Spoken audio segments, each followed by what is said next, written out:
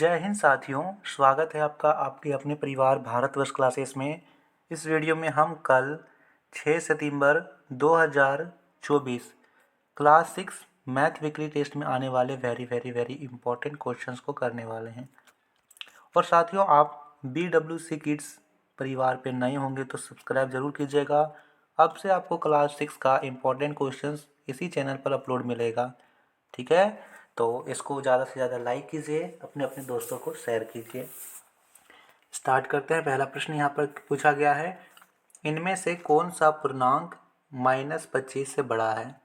देखिए साथियों, हम यहाँ पे बात करते हैं धनात्मक और ऋणात्मक संख्याओं की। -25 ऋणात्मक संख्या है, जिसके आगे भी लगा हुआ है माइनस का चिन्ह, वो होता है ऋणात्मक का संख्या। अब जैसे हम ये लिख दें 25, तो इसके आगे कोई भी चिन्ह नहीं लगा है, ये है धनात्मक का संख्या। जब भी धनात्मक और ऋणात्मक की संख्याओं की तुलना होगी तो यहाँ धनात्मक की संख्या बड़ी होती है ऋणात्मक की संख्याओं से, ठीक है। जैसे -25 लिख दें और इधर लिख दें 25, पूछे दोनों में से बड़ा कौन है। 25 बड़ा है। यहाँ पे सही उत्तर ए हो जाएगा, 25 बड़ा है। अगला प्रश्न पूछा गया है, इनमें से कौन सा पूर्णांक सबसे छोटा है। अब आपको सबसे छोटा पूर्णांक बताना है कौन सा होगा। फिर से संख्या में देखें तो -5, -5, 6, -19, -220। अब आप देख सकते हो यहाँ पर 3 ऋणात्मक की संख्या है जबकि एक धनात्मक की संख्या है। अब हमें सबसे छोटा पूछ रखा है। हमने अभी तक सीखा कि माइनस और प्लस इन दोनों में तुलना करेंगे तो प्लस बड़ा होगा, माइनस छोटा होगा। लेकिन यहाँ 3 ठो माइनस का संख्या दिया गया है, माइनस का 5 है, माइनस का 19 है, माइनस का 220 है। तो देखिए, जब माइनस और माइनस की संख्याओं में तुलना करते हैं, यहाँ पे लिखा मैंने माइनस का 1 और मैंने लिखा माइनस का 2, दोनों में से सबसे बड़ा कौन है। तो यहाँ पे सही उत्तर होगा माइनस का 1, यह सबसे बड़ा होगा। और सबसे छोटा पूछे तो यह छोटा होगा, ठीक है साथी। तो यहाँ पर जो संख्या सबसे बड़ी दिख रही है वही संख्या सबसे छोटी होगी।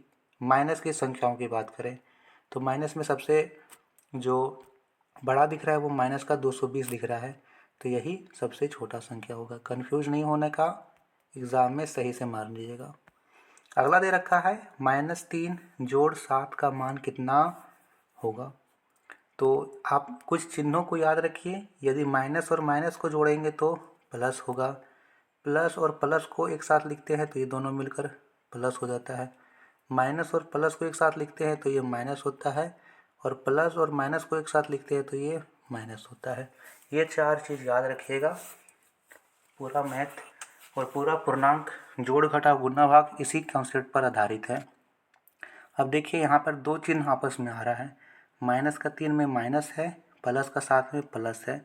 मैंने अभी बताया माइनस प्लस माइनस होता है, यानी 3 और 7 इन दोनों को माइनस करना है।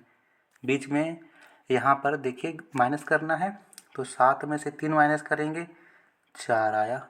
अब 4 जो आएगा वो प्लस का आएगा या माइनस का आएगा। इन दोनों का माइनस कर लिए, ठीक है, 4 आ गया। 4 जो आया वो प्लस का होगा या माइनस का। तो देखिए यहाँ पे ध्यान देना है, ऊपर वाली 2 संख्याओं में जो भी संख्या बड़ी होगी उसके आगे जो भी चिन्ह होगा वही चिन्ह इसके आगे होगा। इन दोनों में से 7 बड़ा है, 7 के आगे प्लस का चिन्ह है, तो ये भी प्लस का होगा, प्लस का 4, यानी विकल्प संख्या ए सही है। अगला प्रश्न कहता है, -20 जोड़ -20 का मान कितना होगा। बस एक स्टेप बढ़ा दिया गया है। चिन्ह देखिए, सबसे पहले है -20 तो -20 लिख देंगे। फिर यहाँ है प्लस और यहाँ माइनस, प्लस माइनस माइनस होता है, माइनस का 20। फिर से यहाँ 2 चिन्ह आ गया, माइनस और माइनस, माइनस माइनस प्लस होता है, यानी 20 और 20 जुड़ जाएगा 40 हो गया। 40 प्लस का होगा कि माइनस का, दोनों बराबर है लेकिन चिन्ह दोनों के आगे माइनस का है तो इसके आगे भी माइनस होगा। माइनस का 40, विकल्प संख्या ए सही है। अगला प्रश्न कहता है, -11 जोड़ खाली स्थान बराबर 0। -11 में हम क्या जोड़ें कि 0 हो जाए, यही है। तो एक काम करते हैं, हम -11 का -11 लिखते हैं, जोड़ यहाँ पे कुछ नहीं तो x लिख लेते हैं, बराबर 0 लिख लेते हैं। अब देखिए, इधर x का x लिखिए, इधर 0। अब इस माइनस के 11 को उठा करके लेते जाइए इधर, तो जब बराबर के इधर जाएगा तो ये होगा प्लस का 11, तो प्लस 11 हो गया। 0 में से 11 जोड़ेंगे तो 11 ही होगा, यानी यहाँ 11 होना चाहिए। वैसे भी है माइनस का 11 प्लस का 11 कट जाएगा, 0 आएगा। सही उत्तर ए होगा 11। अगला प्रश्न कहता है -1 का योज प्रतिलोम क्या है। योज प्रतिलोम का अर्थ होता है साथियों माइनस और प्लस के चिन्ह को बदलना। जैसे माइनस का चिन्ह है तो उसको कर देना है प्लस का चिन्ह, प्लस का चिन्ह है तो उसको कर देना है माइनस का चिन्ह।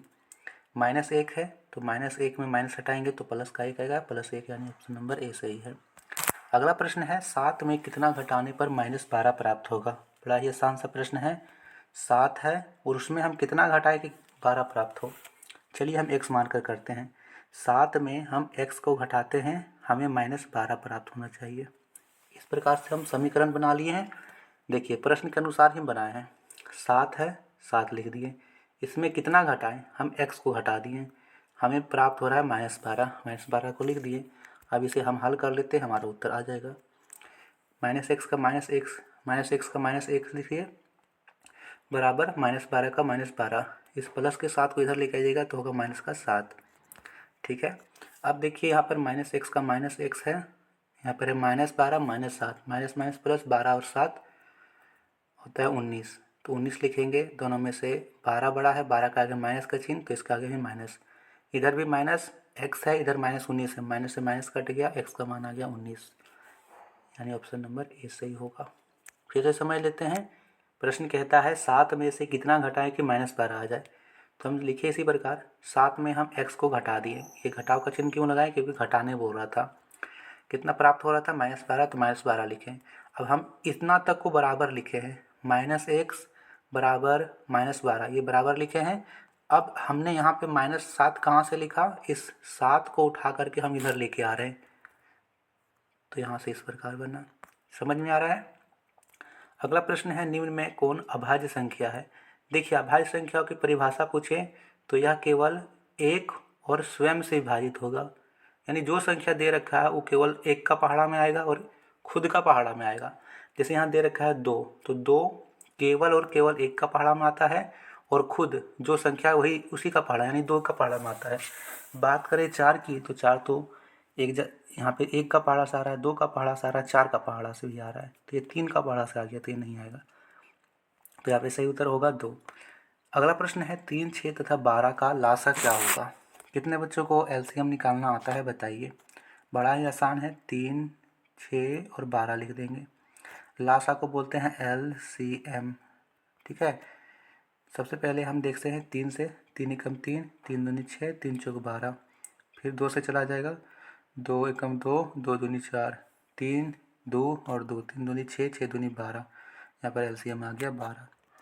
अगला प्रश्न करते हैं। अगला प्रश्न यहाँ पे दे रखा है 7, 21 तथा 63 का मासा क्या होगा। देखिए साथियों मासा को बोलते हैं यहाँ पर हम HCF, हाईएस्ट कॉमन फैक्टर।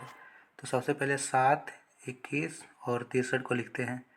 7 का पहाड़ा सही जाएगा, 7 एकम 7, 7 या 21 और चल जाएगा, हाँ 7 9 63, 7 एकम 7, 7 या 21, 7 9 63। ठीक है। फिर से चला जाएगा 3 का पहाड़ा में, 3 एकम 3, 3 तिया 9, इस प्रकार से होगा। तो चलिए इस प्रश्न का उत्तर आप कमेंट में कीजिएगा कितने बच्चों का यहाँ पर होमवर्क रहेगा। जैसे मैंने इसको आधा बता दिया था, आधा आपको खुद से करना है। वीडियो को लाइक करेंगे, शेयर करेंगे, PDF वगैरह हमारे व्हाट्सएप ग्रुप पर अपलोड हो ही जाता है। धन्यवाद।